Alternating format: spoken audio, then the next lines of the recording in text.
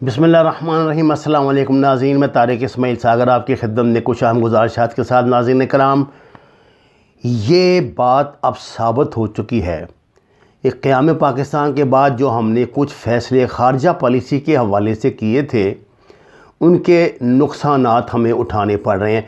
اور یہ جو کہا جاتا ہے نا کہ حادثہ ایک دم نہیں ہوتا، یہ مدتوں تک پلتا رہتا ہے حالات کی گردش میں، واقعات کی گردش میں۔ اور جو فیصلے آج کوئی لیڈر کرتے ہیں وہ ان کی قوم کا اس کا خمیازہ اچھا یا برا جو ہے، چاہے 50 سال بعد بھگتنا پڑے، 100 سال بعد بھگتنا پڑے۔ اس لیے لانگ ٹرم پلاننگ جن قوموں نے کی، جن ملکوں نے کی، وہ کامیاب ہوئے۔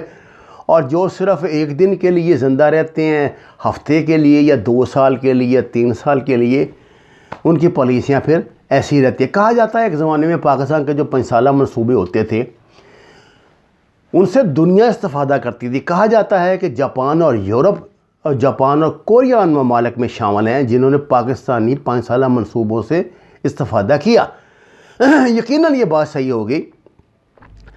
پاکستان کے قیام کے فوراً بعد دنیا میں 2 قوتیں ایمرجنگ پاورز تھیں، ایک امریکہ تھا، ایک روس تھا۔ ہم نے اپنے خطے کے نزدیکی ہمسایہ ملک روس کی طرف جانے کے بجائے 7 سمندر پار کے امریکہ پر انحصار کیا۔ اچھے برے نتائج آپ کے سامنے ہیں۔ تاریخ کے طالب علم اس سوال کا جواب جانتے ہیں۔ روس نے پاکستان میں سٹیل مل لگائی تھی کراچی میں۔ ایک زمانے میں سٹیل مل جو ہے وہ ایک دنیا میں مثالی یہ جو منصوبہ سمجھا جاتا تھا۔ اس نے پاکستان کو بہت فوائد دی ہے، لیکن جب یہ کرپشن زیادہ حرام خور قسم کے بادشاہتیں شروع ہوئیں اور گندے لوگ، غلیظ لوگ، ذلیل لوگ آئے، انہوں نے لوہا بھی کھا لیا، مل بھی کھا لی، مشینیں بھی کھا لیں، اور اب سنا ہے کہ اس کی زمین بیچنے پر لیدے ہو رہی ہے۔ ناظرین کرام، عمران خان کی اچھی آئی یا برائی تو ایک طرف، لیکن اس نے ایک بہت زبردست کام کیا۔ اس نے نئے دوست تلاش کیے ہیں اس خطے میں۔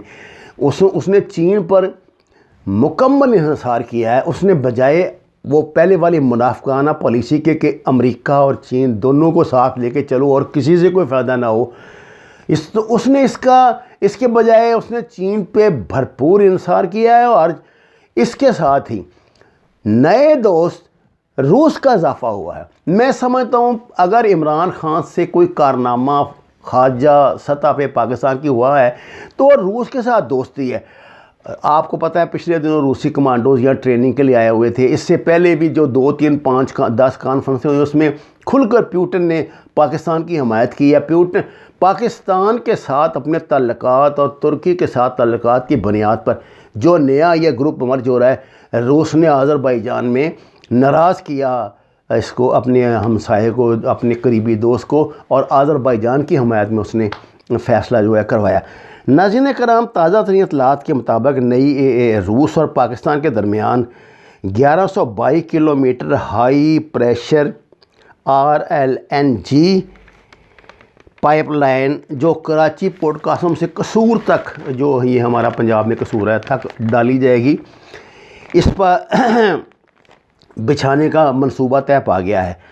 اچھا جی، 3 روزہ G2G بات چیت دونوں ممالک کے درمیان اسٹریٹجک تعلقات کے نئے دور کی راہ ہموار کرے گی اور بین السرکاری معاہدے میں ترمیم کے ساتھ اختتام پذیر ہو گئی۔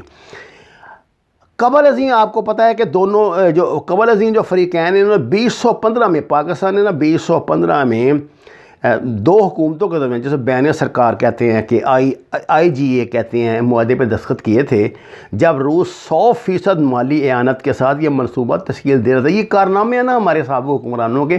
میں نے آپ کو پتہ نہیں کتنے MBA لکھے ہوئے ہیں، کتنے ملکوں سے معاہدے کیے، لیکن امریکہ کا ڈنڈا جب چلتا تھا تو اس کی چمچہ گیری میں، اس کی خفیہ برداری میں سب کچھ ان کو بھول جاتا تھا، اللہ رسول بھی ان کو بھول جاتا تھا۔ تو یہ اس طرح کی حرکتیں کرتے تھے، معاہدہ کر کے اخباروں میں خبر چھپا کے لوگوں کو خوش کر دیا، اور کام اس پہ ٹکے کا نہیں ہوا، دوسرا ملک بھی ناراض ہو کے ساتھ بیٹھ گیا۔ اچھا جی، یہ 100% مالی اعانت کے ساتھ منصوبہ تشکیل دیا تھا، لیکن سپریم کورٹ نے، سبحان اللہ، لیکن سپریم کورٹ نے GIDC فیصلے کے بعد نیا منظرنامہ سامنے آ گیا سپریم کورٹ میں. اس میں بس اب میں اس پہ کوئی تبصرہ نہیں کرنا چاہتا, آپ سمجھ ہی جائیں, جس کی وجہ سے اب پٹرولیم ڈویژن کے ساتھ لیکویڈیٹی کی دستیابی کا کوئی مسئلہ نہیں ہے. اچھا جی, اور ترمیم شدہ IGA کے تحت north south gas pipeline project NSGPP کا نام روس سے 28% کی ایکویٹی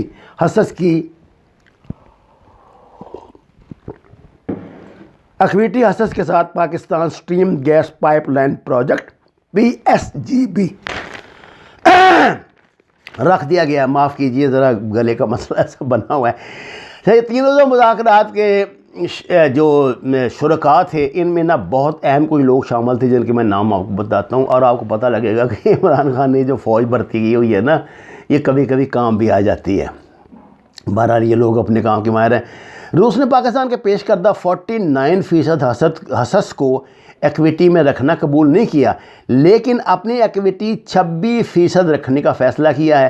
اس کا مطلب ہے کہ اس منصوبے میں پاکستان کی 74% ایکویٹی ہوگی. آپ نے اندازہ فرمایا کہ کتنے فیوز و برکات ہمیں اس الحمدللہ اس سے حاصل ہو رہے ہیں. ناظرین کرام, بات یہ ہے کہ جب آپ کوئی فیصلہ پاکستان کے لیے کریں گے, پاکستان کے عوام کے لیے کریں گے, تو اللہ بھی اس میں یقیناً برکت ڈال دے گا. یہ بڑے عرصے کے بعد روس اس سے ناراض ہوا تھا, لیکن آپ دیکھیے اس نے 74% جو حصص ہے نا ایکویٹی پاکستان کی ہوگی, اور پائپ لائن منصوبے کی حمایت کسی بھی خود مختار گارنٹی کے بغیر ٹیک اینڈ پے موڈ کی بنیاد پر معاہدے کی مدد سے کی جائے گی. ٹیک اینڈ پے موڈ معاہدہ جو ہے نا, یہ بہت آپس میں جو بہترین تعلقات کی بنیاد پہ کیا جاتا ہے. نہیں تو ہر حکومت کو نہ کو ضامن تلاش کرتی, قرضہ دینے والا تو ضامن مانگتا ہی ہے نا جی, کو ضمانت دیں بھائی جان, پتہ نہیں کل کو یہاں کو اور چھجو رام آ کے 5-4 سال رگڑا لگا دے گا پاکستان کو, تو ہم کس سے پیسے لیں گے. اچھا جی, اس سلسلے میں یہ سنا جاتا ہے کہ 16 سے 18 نومبر کے درمیان ہونے والی بات چیت میں بڑی ہی ہلچل اور ڈرامائی انداز جو ہے نا یہ آئے ہیں, ڈرامائی موڑ آئے ہیں, جس میں پٹرولیم جو معاون خصوصی برائے پٹرولیم ندیم بابر اور انٹرسٹیٹ گیس کمپنی یعنی ISGS کی مینیجنگ ڈائریکٹر سائرہ نجیب کے ہنرمند اور معنی خیز کردار نے پاکستان کے مفاد میں یہ اتنا بڑا معاہدہ کرایا ہے. اعلامیہ کے مطابق شرکاء نے اس بات پہ اصولی اتفاق کیا کہ منصوبے کی تکمیل ایک روس کی خصوصی کمیٹی کے ذریعے عمل میں لائی جائے گی, جس میں پاکستان کو زیادہ سے زیادہ شراکت داری دی جا رہی ہے. ناظرین کرام, روس کے ساتھ پاکستان اور بھی کچھ معاہدوں میں جا رہا ہے. ڈیفنس کے ابھی کچھ چیزیں چونکہ انڈر ڈیولپ ہیں, میں ان پہ براہ راست بات نہیں کر سکتا, لیکن میں آپ کو یہ بتا دیتا ہوں کہ پاکستان روس کے ساتھ بہت مضبوط جو تعلقات جو ہے نا وہ قائم کر رہا ہے.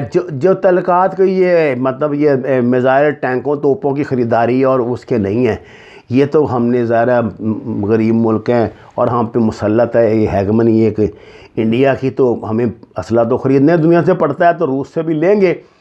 لیکن اصل بات یہ ہے کہ روس کا ٹلٹ جو ہے نا پاکستان کی طرف ہونا, اور اس کا بالکل پچھلے قریب 50 سال اس نے انڈیا کے بڑے ناز نخرے اٹھائے ہیں, لیکن اب وہ یہ بات سمجھ گیا ہے. میں ابھی یہ جو ان کی کانفرنس ہوئی ہے جس میں عمران خان نے خاصا لتاڑا تھا اس کو مودی کو, تو اس میں بالکل پوٹن نے عمران خان کا ساتھ دیا تھا, اور اس نے یہ کل کی 3 دن کی بات ہے, اس نے کہا کہ یہ کالی بھیڑ ہے, یہ جو مودی ہے یہ اس خطے میں بدامنی پھیلا رہا ہے, جنگ پھیلا رہا ہے. اب یہ معمولی باتیں تو نہیں نہ ہوتی, لیکن بدقسمت یہ ہے کہ ہمارا میڈیا, کیونکہ ہمارا میڈیا ادھر سے پیڑ نہیں ہے نا, یا تو KGB ہوتی ہے, تو اب اس وقت زمانے میں تو دیا کرتے تھے پیسے پوسے ان کو سوشلسٹوں کو, سرخوں کو.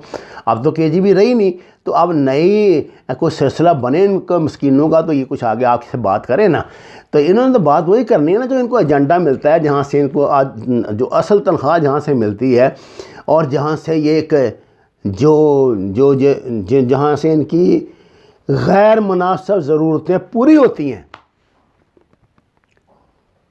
اس وقت ناظرین سب سے بڑی بات یہ، آپ کسی بھی شعبے میں ہیں، آپ فوجی ہیں، آپ فوج میں ہیں، آپ پولیس میں ہیں، آپ ریلوے میں ہیں، آپ پانی کے محکمے میں، بجلی کے محکمے میں ہیں، اخبار کے ملازم ہیں، کسی بھی میڈیا میں کام کرتے ہیں، سب سے بڑی خدمت یہ ہے کہ آپ پاکستان کے ساتھ لائل رہیں۔